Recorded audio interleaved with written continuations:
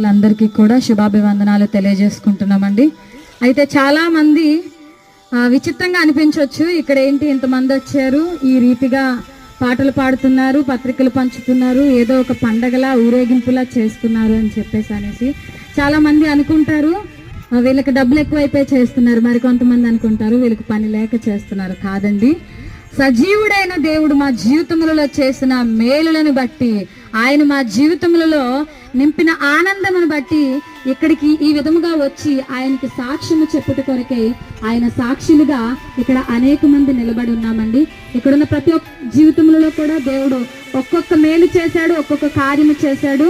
కనుకనే ఇక్కడికి వచ్చి ఈ మేలును చెప్పటము కొరకని చెప్పేసి ఈ యొక్క ఊరేగింపుగా మేమంతా కలిసి దేవుని మాటలు ప్రకటిస్తున్నాం.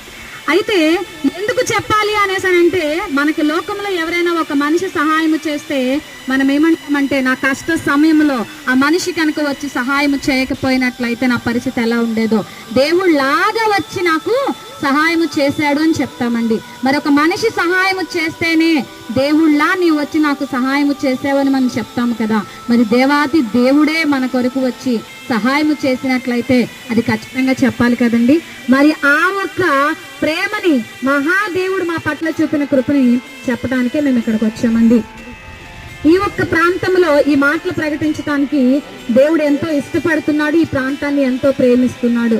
మేము కూడా ఒకానొక దినములలో దేవుని ప్రేమ ఎరుగక, ఆయన కొరకు తెలియక, యేసుక్రీస్తు వారంటే అసలు ఎవరో తెలియని రోజుల్లో, ఎవరో తెలియని పరిస్థితుల్లో జీవిస్తున్నప్పుడు ఈ విధముగా వచ్చి మాటలు చెప్పినప్పుడు ఆ మాటలు విని నిజమా వీళ్ళు చెప్తుంది యేసుక్రీస్తు వారంటూ ఒకరున్నారా, మేము పిలిస్తే ఆయన పలుకుతాడా, మాకు సహాయం కోరితే సహాయం చేస్తాడు అని అడిగినప్పుడు మా జీవితంలో దేవుడు ఎన్నో కార్యాలు చెప్పి మా బ్రతుకులు మార్చి, మా జీవితాలు మార్చి, అందరూ విడిచిపెట్టినప్పటికీ కూడా ఆయన విడిచిపెట్టకుండా ఇక్కడ నిలబెట్టాడండి.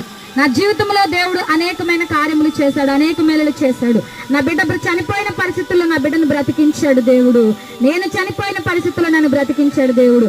అయితే ఇక్కడికి వచ్చి మాటలు ఎందుకు ప్రకటిస్తున్నాం అనేసి అంటే, నా జీవితంలో దేవుడు చేసిన మేలులు, కార్యములు ఎన్నో ఉండగా, ప్రియ సహోదరి సహోదరుడా, నీ జీవితంలో కూడా దేవుడు మేలు చేయాలని ఆశపడుతున్నాడు. ఈ మాటలు ఎవరైతే వింటున్నారో, గుమ్మం దగ్గర నిలబడి ఎవరైనా వింటున్నారో, మంచం మీద పడుకొని వింటున్నారో, గృహంలో కూర్చొని వింటున్నారో తెలియదు. కానీ ప్రియ సహోదరి సహోదరుడా, ఈ మధ్యాహ్న కాల సమయంలో దేవుడు నీతోనే మాట్లాడుతున్నాడు. దేవుడు నిన్ను ప్రేమిస్తున్నాడు, తన అపారమైన కృప నీ మీద చూపాలనుకుంటున్నాడు. నీకు ఎలాంటి సమస్య ఉన్నా తీయాలనుకుంటున్నాడు, నీ రోగం ని స్వస్థపరచాలనుకుంటున్నాడు, నీ పాపంలో నుంచి విడుదల కలుగజేయాలనుకుంటున్నాడు. నిత్యము చీకటి అనే లేని రాజ్యం, ఆకలి దప్పులు